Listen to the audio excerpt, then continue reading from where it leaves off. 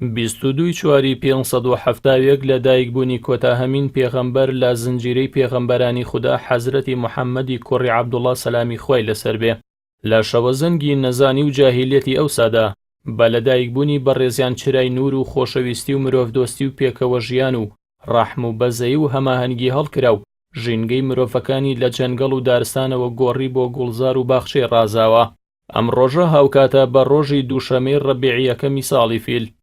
22 چواری 1870 لە دایکبوونی ڤلادیمیر لێنینی سەرۆکی حیزبی شووعی بەلشەفی و دامەزرێنەری کۆماری ڕووسیا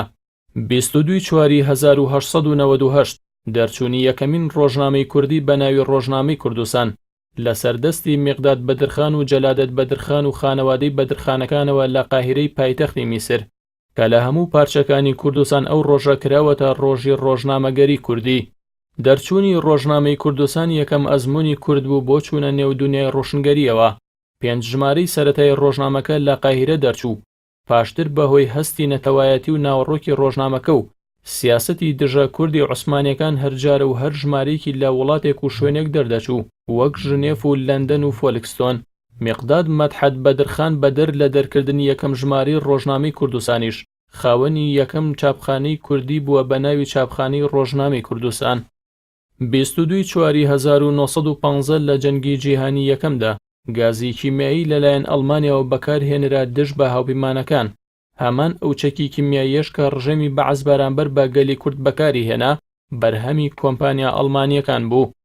22 چواری 1982 لەدایکبوونی ئەستێرەی تۆپیپەی بەرازیلی ڕیکاردۆ کاکا 22 چواری 1994 کۆچی دوای ڕیچارد نیکسۆنی 37مین سەرۆکی وڵاتە یەکگرتووەکانی ئەمریکا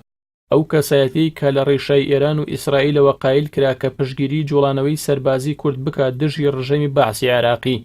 ساڵی 1972 نیکسن سەردانێکی تارانی پایتەختی ئێرانی کردو ڕازی بوو لە ڕێی دەستگای CIA چەک و پارە بۆ مەلا مستەفای بارزانی بنێرێت. ڕیچارد نیکسن تاکە سەرۆکی ئەمریکایە لە مێژوودا ڕاشکاوانە پشتگیری جوڵانەوەی ڕزگاری خوازانی کوردی کردووە دژی عێراق بەبێ گەڕانەوە بۆ حکومەت و ڕەزامەندی عێراق.